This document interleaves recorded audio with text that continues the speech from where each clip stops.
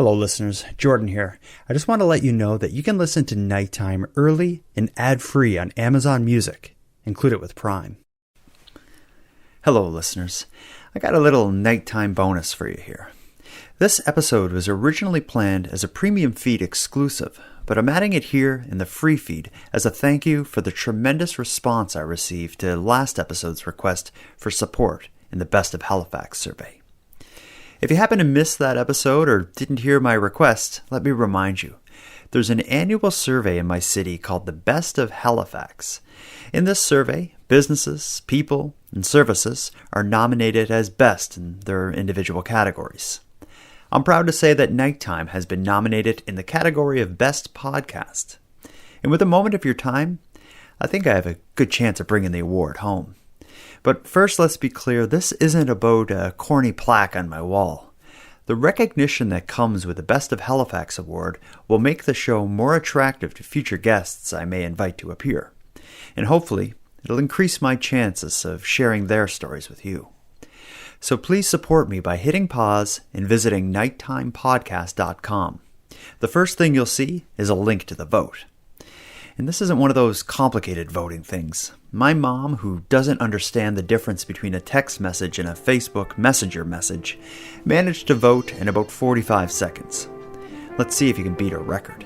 Again, visit nighttimepodcast.com and click vote. I appreciate it. Now let's get to the bonus episode. You are tuned to the Nighttime Podcast, focused on the fringe of Canada.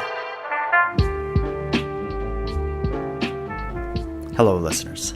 In tonight's episode, I'm going to share a conversation I had with frequent nighttime guest and the beloved Canadian UFO researcher, Chris Rutkowski. In our conversation, which I've titled simply UFO Night in Canada, Chris and I discuss the phenomenon of UFOs and review some recent reports that have been received via the UFOs Above Canada Facebook group. So let's get into it. Tonight, in this episode of Nighttime, it's UFO Night in Canada.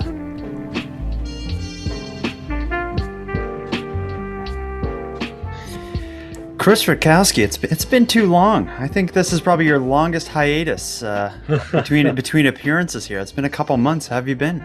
Yeah, it's been okay. You know, they chugging along on some projects, and the UFO reports keep coming in, and yeah, it's an interesting time for ufology right now, especially Canadian ufology. Yeah, well, that's what we're here for tonight. Tonight is That's right. This is UFO Night in Canada. Can you believe it?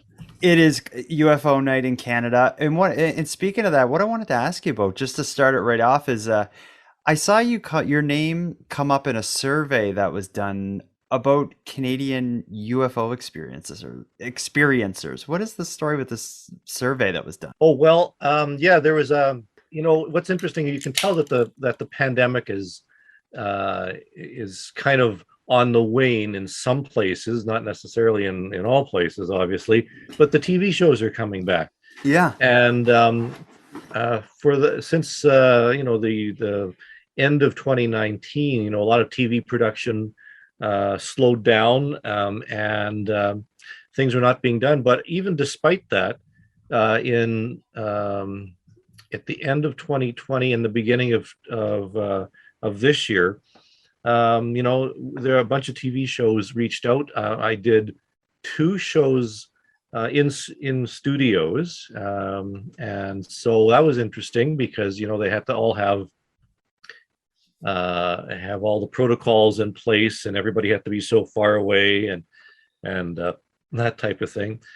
So they slowed down a little bit, and one of the ones that approached me was a show, Encounter UFO, from and I think it's on History, or it was T&E? Discovery.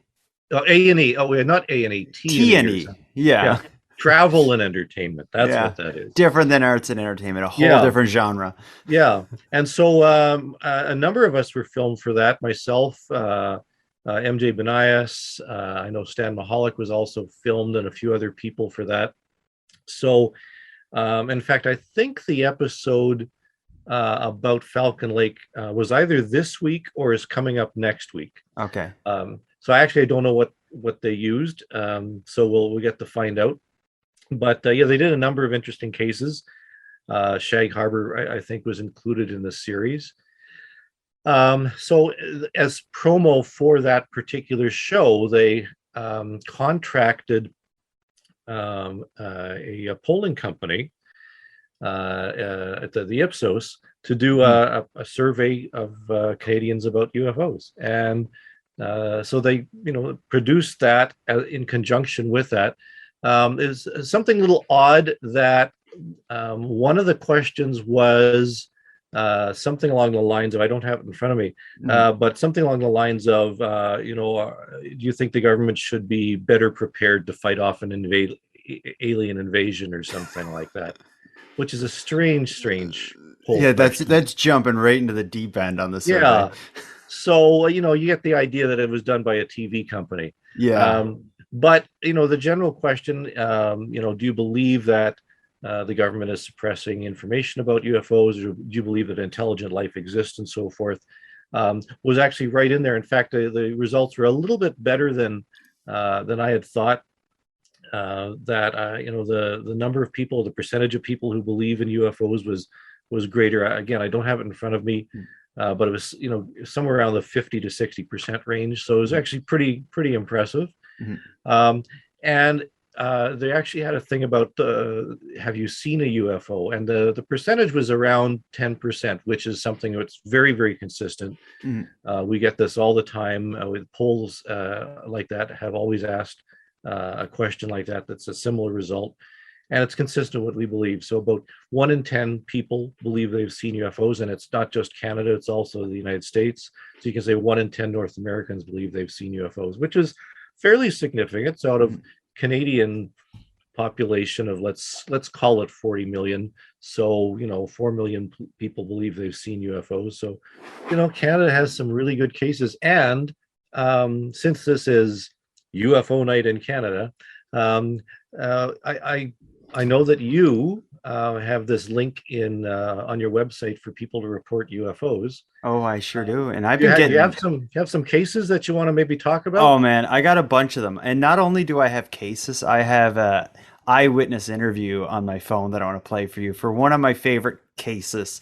In fact, I'll start with that. So, okay. In ufology, you often hear this idea, the concept of like a flap, which is, the way I understand it, is like an increased number of cases in a short amount of time. Like all of a sudden, you have 12 cases over Nova Scotia. You would call that a flap, right? Yeah, like that's the Okay. So I had one, and for people listening who don't get this, there's a spot on my website where you could fill out, the date, the location, what you saw, and it's a little form you fill out. It sends the information to me in an email, and I generally pass it along to you because I want the data used to be considered in your Canadian UFO survey that you release every year of the annual data. But I read it, and if it's something really interesting, I'll contact the people who submit it. And I even have one of the questions are like, are you interested in talking to listeners at Nighttime Podcast about this? Yeah. So anyway, that's the background on this. But one day I got the first report from this one area. The area was called Onaping Lake. I think I talked to you about this before privately. It's outside of Sudbury, Ontario. I'll read you a little bit of the first report, and then I'll read you the ones that followed after. So this is a situation where multiple people saw this. So the first report that I got, the location was Onaping Lake. It was June 12th of 2021 at about 11 p.m. The witness describes a massive object of indeterminable size, bright and star-like, flying in triangle figure 8 type shapes. It would look like it was coming at me, and then it would stop and zoom away, move up and down, and seem to travel hundreds of kilometers in the sky in seconds. It would disappear, reappear, and hover. It lasted for 20 to 30 minutes, made no sounds, generally yellow to white in color. So what they're describing is a large object, but they do say of indeterminable size, that's just flying through the sky in a bizarre pattern. So that was the first one that came through. So you don't have to get your opinion yet. Yeah. Because 2 hours later, I think, after I got that report through my website, I got another person in the same area. It's not Onaping Lake. The second report is from somewhere called Halfway Lake Provincial Park. When I look at a map, it's right next to Onaping Lake. The same night, the 12th of June, 2021, this report is at roughly 11:30 p.m., so about a half hour later. They described the sighting as a really bright ball-like object that looked to be flying pretty low and extremely fast. It had a light trail which disappeared almost instantly. They say it lasted, or it was visible in the sky for just about 1 to 2 seconds, but it may have been visible longer, but the witness was surrounded by trees, so they really just lost sight of it behind the trees that they were surrounded by. Mm-hmm. So when I got the second report, I was like, whoa, like that's, two unrelated people in the same area. So I put a little thing up on my website saying, like, if anyone saw anything, in the Sudbury area, contact me. When I put that up, I think I got 6 more the next day of people in that same area that were unconnected but had seen something. I contacted them all by email saying, like, I'm getting a bunch of reports from this area and it sounds like you're describing something similar. And I was asking them if I could chat with them. The third person who reported after these 2 I just read agreed. I called him. We chatted about what he saw and I recorded it. So we'll listen to him. His name's Daryl. We'll hear what he has to say, and then you can give me your idea of what you think these people are seeing. Okay. The first story I got sent to me was somebody who saw something weird above Onaping Lake. I think you were probably the second or third who sent something. Where are you in relation to Onaping Lake? Like, how far from that are you? So I'm probably about 35-minute drive from Onaping Lake. I'm in Dowling, Ontario, which is about 10 minutes from Onaping and Levack. Okay. And the witness who saw the first report I got in Onaping Lake, they said it was around 11 p.m. that they saw it. Yours is like basically that exact same time? So I thought it was about that same time. I was probably a little bit later than that. It was probably closer to 2. Okay. Well, tell me where you were and what you saw and how it went down. Walk me through it. Well, I was sitting at my house. I had my back to the door, so I was facing out, and I just saw this thing come it looked like out of nowhere. Like it looked like it was far away and it kind of came closer. Like it didn't come like over the distance or anything over the tree lines. And when it came across, it was going really slow, but it was massive. And at first it had like things like, they looked like tails, like streamers out the back. And as it was going by, it was so white that I thought, this just looked like an actual object, right? And did you see it, like when you saw it, did it clear the entire skyline, or was it just kind of a flash and like a... So that was the weird thing. It didn't really you see like a plane or something. It kind of looks like it's going on an arc. Mm-hmm. Well, this was straight across. And like I said, it kind of came out of nowhere and it went straight across the sky. And then as it disappeared, it just kind of got further and further away until I couldn't see it. So it didn't really like go down over like a tree line, or that's what really stuck out to me right away was the way it worked. Like it didn't seem like, something in the sky that would kind of like arc and disappear behind a tree line or even like the horizon. Mm-hmm. It just kept going straight across. Any sound or anything? Like it's a large object, or it seems to be a large object. Could you hear anything or sense anything? So that was the eeriest part to me, was that this huge thing is going and it looks like there's like violent explosions behind it and no sound at all. I didn't hear anything. Like nothing. Cause that's what I was waiting for, was like the shrill of like a firework or something. Cause I guess my mind was, that was the only place it went, was it has to be a firework, right? Like it's definitely not a shooting star. It's not a plane or a helicopter or anything like that. So it's got to be. But again, like I said, it was weird with no sound whatsoever. Yeah. And another part of this is weird. And you kind of alluded to this in the report you sent me, is you were kind of left with an odd feeling afterwards. And I know you're probably not too comfortable explaining it, but tell me about that. How did you feel about this?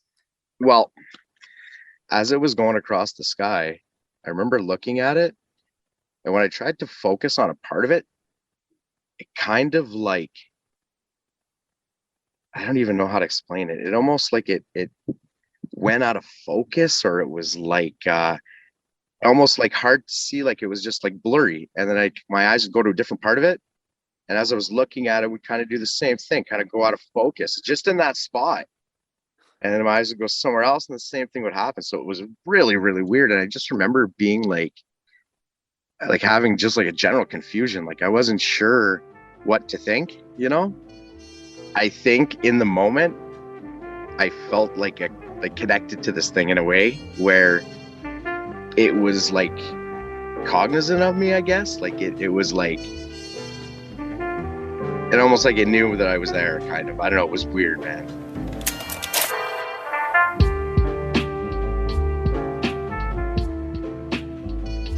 So that's how Daryl remembers it.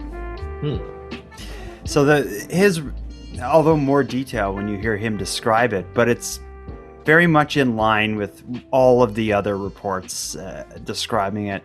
My first instinct when I hear it, I go to like shooting star, comet, meteorite kind of thing, because they're describing a bright object with a tail, and that's immediately what I think of. But as he was talking, I was watching your face, and I know your mind was going there as well. Is that what you're thinking they may have experienced? Yeah, especially the explosions going behind it as it's going. Yeah, that's very typical of a bolide. Bolide is a very bright fireball. A typical shooting star is about the size of a grain of sand, and it's just going so fast when it hits the atmosphere, it burns up, and that's how we see it. But fireballs and bolides are a little bit bigger. They can be like baseball sized, some up to the size of refrigerators, that type of thing. And when they burn up, they fragment. And when they do that, there's this sparking effect. So that kind of sounds like that. It's interesting that for the one at Onaping Lake, it's interesting that people have a lot of trouble putting into words what they're seeing, right? For example, and quoting from his report, it says, a massive object of indeterminable size, bright star-like light. So it's massive, but it's a star-like light. And you see, when I think of massive, I'm thinking, oh, wow, this thing is like the size of a car or a truck in the sky, but it's a star-like light. So our mind goes to the idea that if we see something in the sky that's moving around, it must be very large, because usually things in the sky that move around, like airplanes, are quite large. So to have something described as massive but also like a star, to me makes me think that something was just appearing to be very massive and large, but it was actually a star-like light very far away. That's just where it seems to be going. I'm not sure if that's what was really there, but the fact that it was one of several cases the same night suggests, well, first of all, we know there was something seen because we have multiple witnesses, not all at the same time, but multiple reports. So that suggests that there was something definitely in the sky. Sudbury, by the way, has had quite a lot of UFO reports. It's so close to Falconbridge, the Canadian Forces Base, where in the 70s there were many cases of UFOs that were reported. In fact, some cases where objects were seen kind of similar to what was being described this year, but enough so that jets from the United States just across the border were in the area, and they were sent to investigate as well. So, by the way, I document this in my upcoming book, Canada's UFOs Declassified. And so we have all these reports coming at the same time. So we know that something was really seen. But the downside of that is that because we have so many reports that suggest a real physical object was seen, the likelihood of this having an explanation is actually very high. And so the good is that we have a lot of witnesses. The bad is that chances are there's a good explanation for it. So I'm leaning in the direction of some sort of fireball, especially the description of sparks coming off the tail. And not all bolides have tails, but most do. So that's kind of what I'm thinking. The one from Onaping is strange because it was making, was it triangular figure eights? What am I looking at Yeah, here? like you said, they had a hard time describing what they saw, it seems. Yeah, yeah. Star-like light that flew in triangles, figure eights, would look like it was coming right. So it seems like it was maybe doing triangles and figure eights. It was going around like this. Yeah, When I read it, I'm just thinking sporadically moving around the sky, not yeah, traveling like what you would expect. Yeah, and so that's actually a little more different than what the other reports are. Mm-hmm. And I still do get quite a few reports per year of these lights that appear and then they disappear and then they're over here and then they zoom back, and there could be several of them in the sky at the same time. We do get those types of reports, and quite frankly, I'm not sure what those are, because if they're not moving in a linear fashion, that doesn't sound like a plane, doesn't sound like a drone. One possible explanation is that when you see a flash of light here and then you see it over there, you think, well, it's moved over there, but it could actually be two different objects. And if it's moving if you see a flash of light here and a flash of light there and a flash of light there, you think it's moving in a triangle when in fact it could be something moving in a nice arc.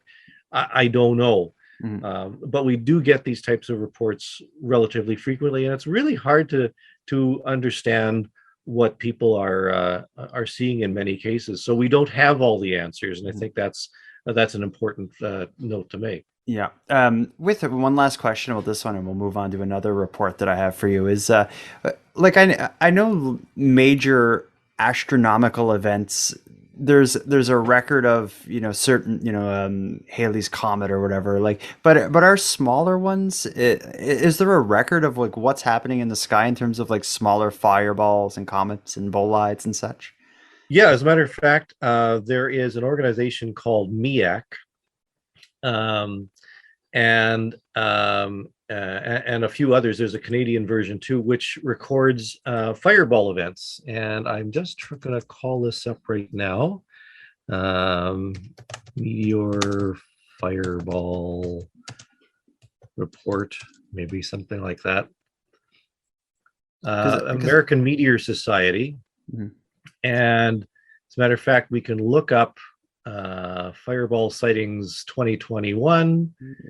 And this was June 12th. Were these reports, just by chance? If you can search it, that'd be amazing. And just to give you an idea, there are,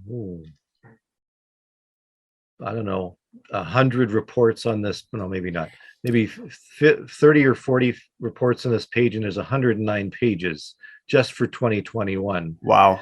And it tells you where they have been seen. Well, this is all I'm just going through. It says August. So as a UFO investigator, this is the kind of thing that you're doing. You're thinking of the most likely explanations and trying to figure out, what matches.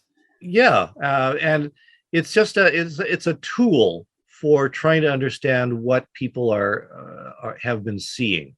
Mm-hmm. And there you can go to a star charts.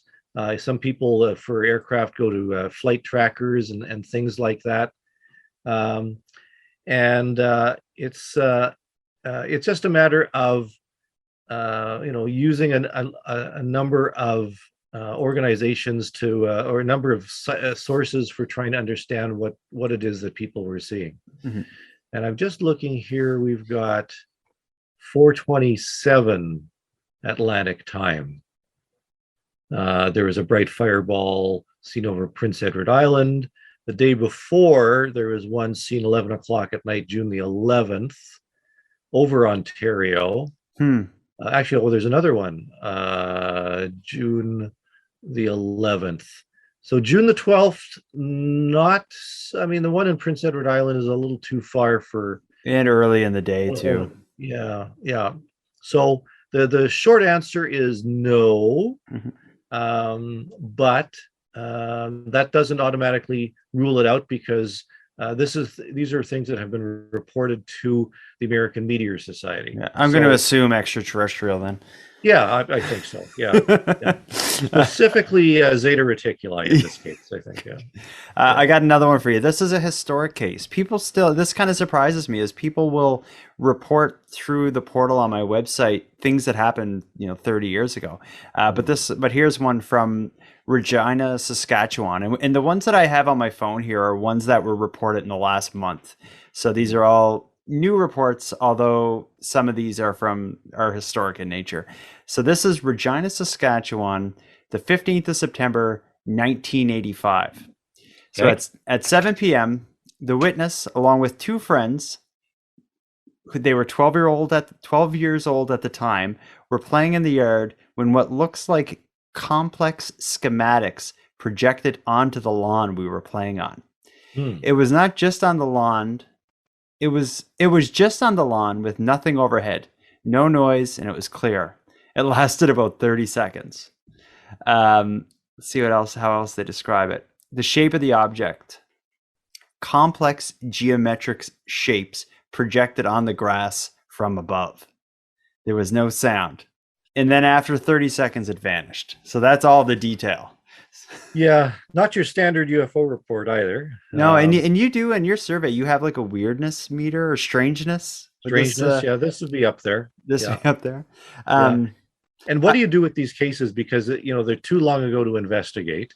Mm-hmm. You can't try and find corroborating witnesses from how many years ago that is. Yeah, and even if he mentions he was with two friends, but they were 12 years old, so even if you could find them now, you have to question memory and the way a story kind of grows with time. And it's possible that he's the only one who saw it, really. Sometimes UFO experiences are very selective and only appear to one person. I've had cases where two people standing next to one another and only one saw a UFO that was like right over their heads or something like that. Again, what do you do with these cases? And we don't add these cases, by the way, into the Canadian UFO survey, because even though, 85 was before the first one. But one of the things I'm doing now with some of my assistants is we're backfilling Canadian UFO cases. We're trying to compile a database of Canadian UFO cases going back how many years we need to. I mean, the National Research Council, and Archives does have some of this sort of stuff online, but there's many cases that were never reported to them, and so we're looking for other cases, and we're going through journals and magazines and newspaper accounts and investigators' files, and we're finding thousands of cases. So in theory, this could be added into that batch as well. So you're finding these old cases and then dumping them into prior surveys to. Yeah, it won't be a survey, but it'll be a database, I guess, that we're going to make an analysis of and discuss in some detail. I want to get to a case that I just sent to you today. Okay. And I want to bring it up because it shows you that there are some interesting cases that don't seem to fit some other categories and seem puzzling in other ways. This comes from this month, September the 1st, Pinery Park, Ontario, which is on the east shore of Lake Huron, and so it's sort of northwest of Toronto. Okay. 8:00 at night. So the gist is that two people were on the shore enjoying the sunset, and this, of course, is facing out into the lake, facing the northwest. The south. It sits on the southeast shore, so they were facing the northwest. So the sun went down, but it was still bright out. They were watching the beautiful red sunset, and they said about 15 minutes after sunset, they saw objects that were dark and in the distant sky, and they thought initially they were planes. And one of them thought, oh well, maybe it's just a cloud, but they focused on it for like 5 minutes, and they saw a second object. And it turns out eventually they saw, I think they said they saw 8 objects altogether, sort of moving slowly and ponderously across the sky.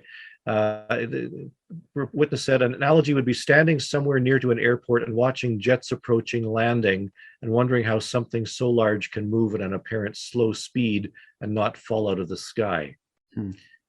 Now, it's an interesting report, these dark objects, but we do have photos. They did send photos with this. And sure enough, you can see the sunset over the lake, and you see these dark objects that are a little triangular-ish, perhaps. And they're definitely some distance away, hard to tell. But they watched this for some time, and they say it looked like they were starting to come towards the shore. These objects were starting to come towards the shore, and the witnesses felt afraid. They felt as if they better get off the beach, and they did. And wow.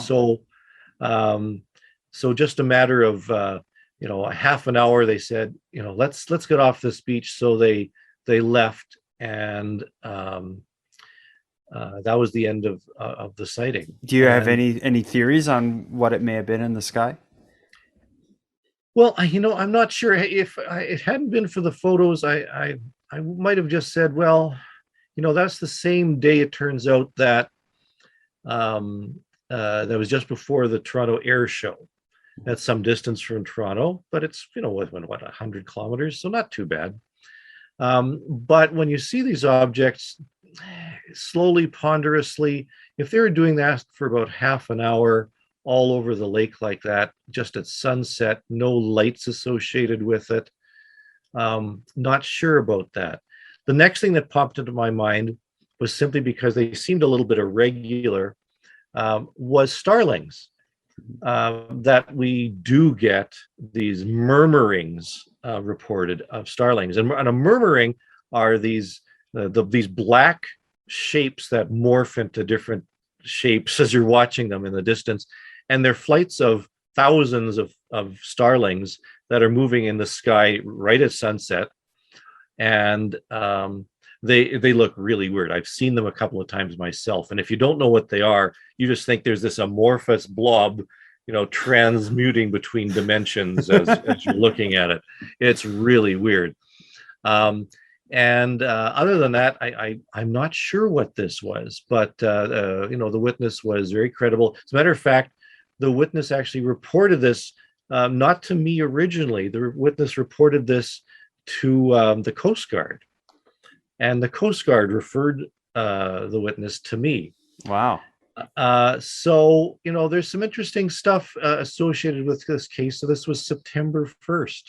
So not that long ago, and it just shows that the number of cases are maybe down overall, but the reports still keep coming in. And I'm not sure. It could be that while the MUFON reports are down, Newfork reports are down, but it could be that people are reporting things through social media, like Facebook, like your website, and that the cases are still going to be coming in. So.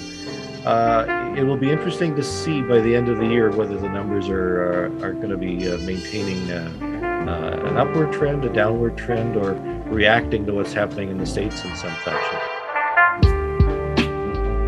I got another one that I'm scrolling through the different reports that I got, and this one okay.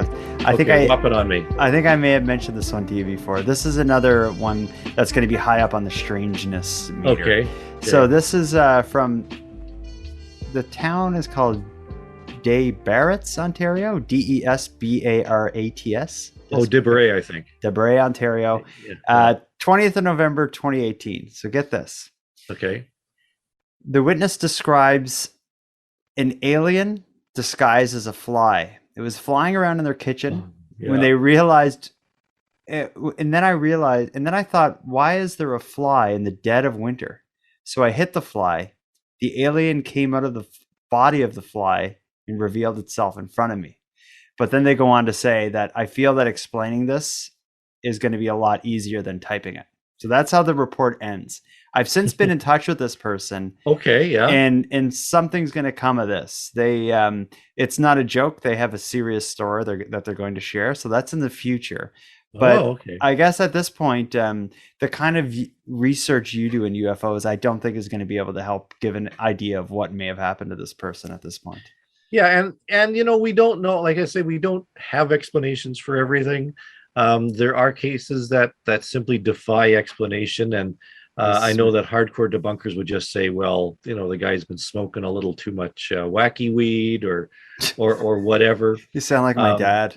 Yeah, exactly. Well, interesting. And to counter that, of course, we very rarely get reports from people who are high or drunk. Very, very rarely. And maybe a person might have had a couple of beers as they were sitting on their patio or something. That wouldn't cause a UFO sighting anyways. So, but the strangeness factor is something that ufology has had to contend with. I mean, things that don't seem logical at all, that don't seem to be easily classifiable, like a lot of UFO cases, date, time, location, what did the saucer shaped object do, or anything like that. But we do get these unusual cases. And there were cases in the 70s that I investigated. There was one where a fellow was driving his car early morning, thinking like 4 or 5 in the morning, and he's driving his car, and he sees this metallic silver disc over the road, and it's sort of shimmering as he's watching it, as he drives his car underneath it, and he thinks, well, that's pretty freaky. He continues to drive, and just about a kilometer further, his headlights pick up these 3, and he described them, 3 bowling pin shaped cute creatures, narrow heads, bulbous, and then like that. The dad bod, I think they call that. For the which one? The dad bod is that. The dad bod. Okay, yeah. And they're right in the middle of the road, and he had actually started accelerating because he wanted to get home. He was a little nervous because of the disc that he had seen, and the headlights picked them up suddenly, and he couldn't stop, so he braced for impact, and he says he went right through these things, and he looked in his rear view mirror, and they were behind him, deflating, as it getting smaller and smaller and smaller. Well, it freaked him out, but he went to the RCMP and said, I just ran over 3 people. And you can just imagine what happened after that. So, what do you do with these cases? Well, with that one, I'm interested. There has to be a police report. If someone comes in the station saying, I just hit 3 guys. Oh, yeah. We have the report. Yeah. They had no idea. I mean, there was no evidence. They checked the car. There's no damage to the car. The RCMP went out to the site. Nothing. And I'm sure the RCMP thought maybe he was drunk, but it's on record as having happened. What do you do with cases like that? Yeah, well, and it doesn't often turn out that way. That's reminding me of we talked about this story before. Is the Clarenville, Newfoundland, in I think 78, the police officer who worked for the RCMP at the time, Constable Blackwood is his name. Yeah, he's not a constable anymore, but he got a call of someone reporting an object in the sky, and it was coming from a person that he knew in this small town to be like kind of like a drinker kind of guy. So he's like, oh God, what's going on over there? He goes over to investigate, and sure enough, the thing's still in the sky. He still sees it. Yeah, and it's still there. And now Blackwood is famous for a UFO, or for a police report that includes like, and then I saw the UFO and we watched it together, and so it could go either way. But I would have loved to have been a fly on the wall when someone comes in to say I just hit 3 people. Yeah, and there's no sign of those people. Like, did you dream it? So before we wrap it up, what's next in the world of, what are you working on now? You must have 100 TV shows. It seems like every time I hear from you, there's a new TV show or news appearance.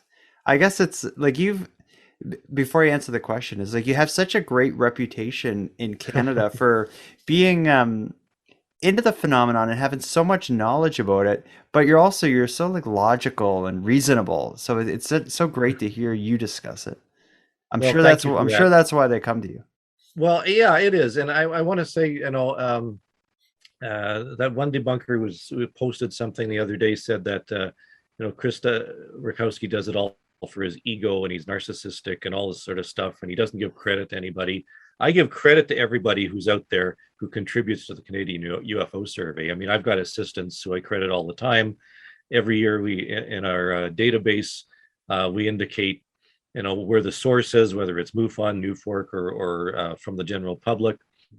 Um, and I've been working in the shadows in the background for quite a few years. I've been at this since the mid 1970s, and I just started doing investigations out of interest, in early university days, and I've published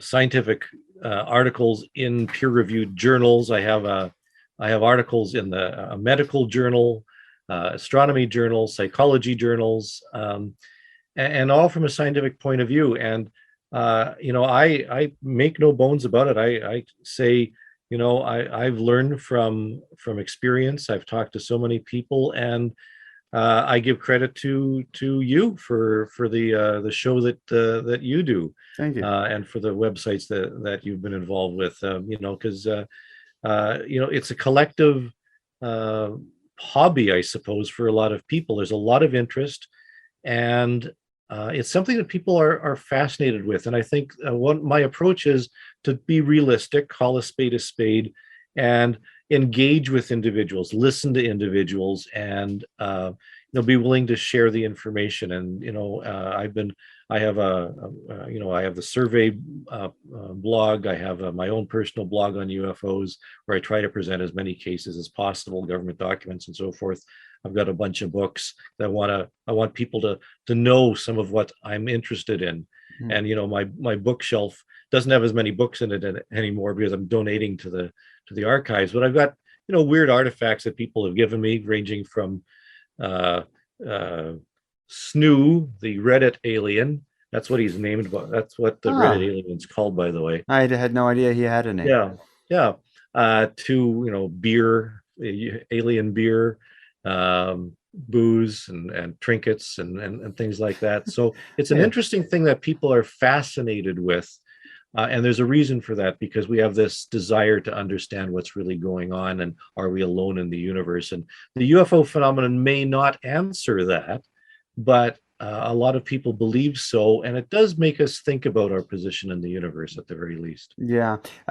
One topic I never planned to bring up, but since you talked about donating some of your books and your archives, I got an email a few weeks ago from somebody who's serving as power of attorney for a now elderly but longtime Canadian UFO researcher, investigator. And what they're trying to do is figure out what they're going to do with this man's archives. And they sent me photos of them, like initially being like, are you or anyone you're in touch with interested in taking over this guy's stuff? And it was, you know what I mean by like the big plastic tubs you would move for moving. I have them in my like my storage unit, where I have my kids' old clothes in them and stuff. But anyway, they had like probably 15 of those full of papers and books and VHS tapes.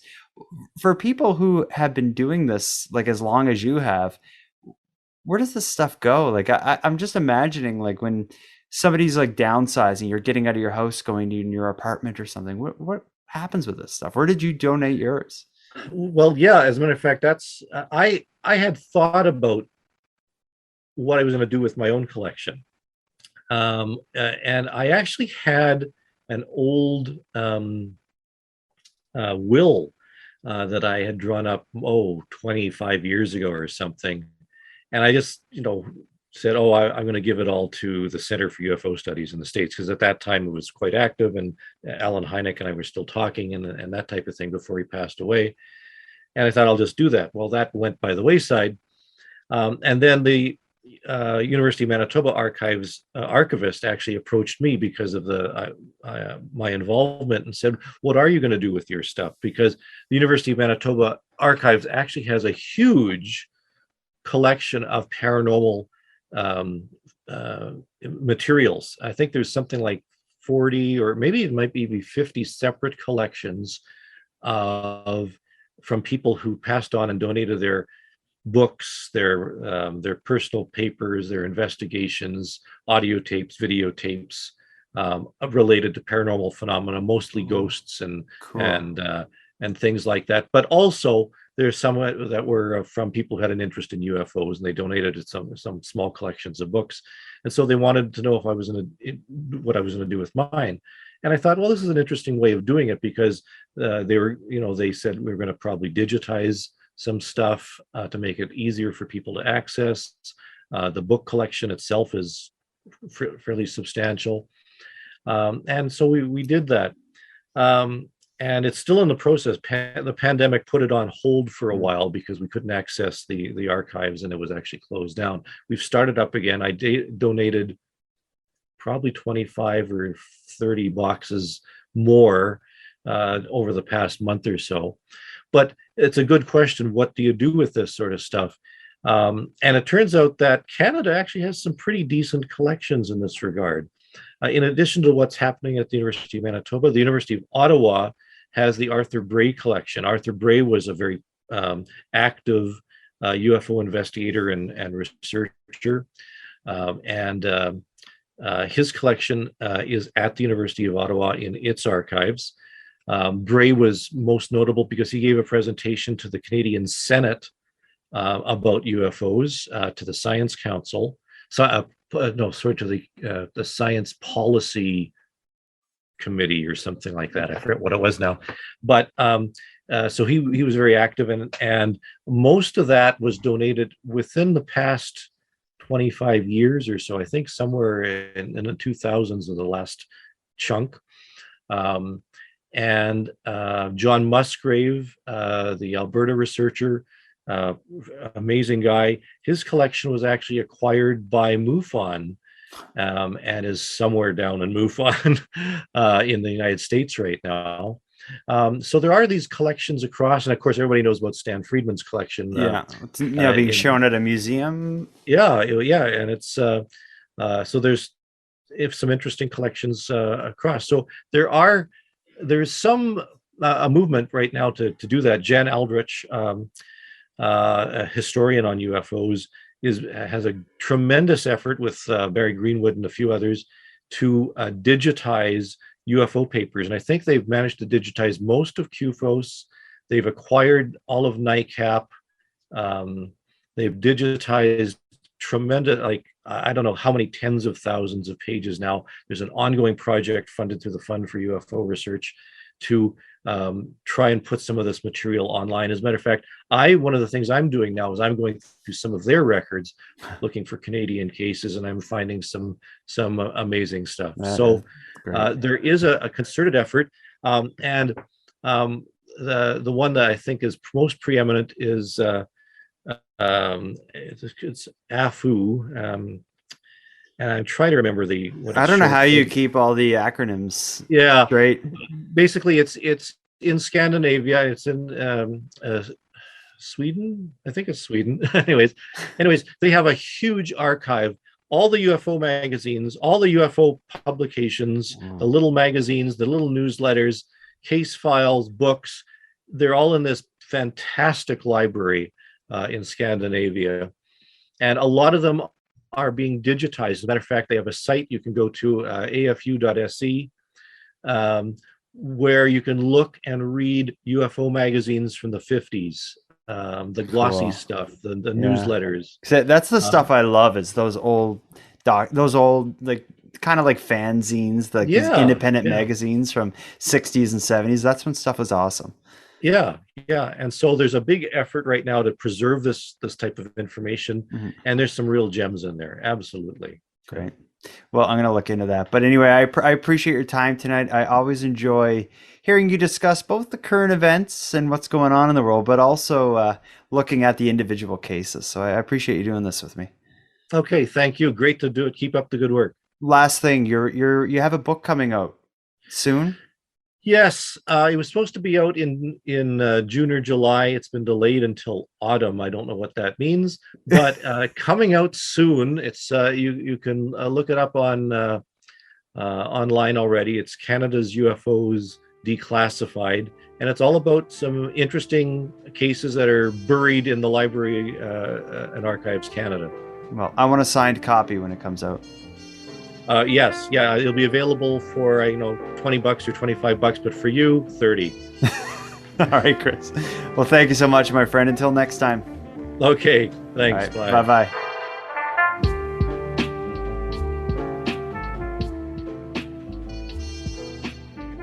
I want to thank you for joining Chris and I for UFO Night in Canada. If you've seen something you can't explain and you want to share it in a future UFO Night in Canada type episode, let me know. And with that, I'll wrap up this episode of Nighttime, but before we part, I'm going to give some thanks. First, a big thank you to Chris Rutkowski for sharing his evening with me and with the listeners of Nighttime. Next, a big shout out to Monty Datta for contributing the music for this episode. It's a piece called Noir Tokyo.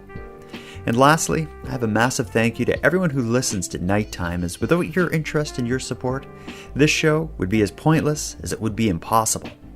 But with that said, keeping the show alive is and has always been an uphill battle. So if you want to help take a bit of weight off the show's back, please subscribe to the premium feed.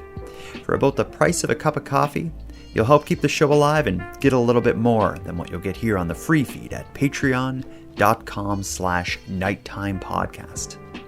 And with that said, let me thank the newest subscribers to the premium feed. Sierra, Chad, and Rose, thank you for your generous support. And for anyone else who'd like to support the show, you can give me a big hand by simply sharing the episodes on social media and letting some like-minded friends know what we're doing here. Also, if you have any story ideas or if you want to give me feedback on the show, you can find me at nighttimepodcast.com/contact, and I'm also on Facebook, Twitter, Instagram, and on the Nighttime Podcast YouTube channel. So until next time, take care of each other, hug your loved ones tight, and let me know if you see anything weird. The Nighttime Podcast is written, hosted, and produced by Jordan Bonaparte. Copyright Jordan Bonaparte.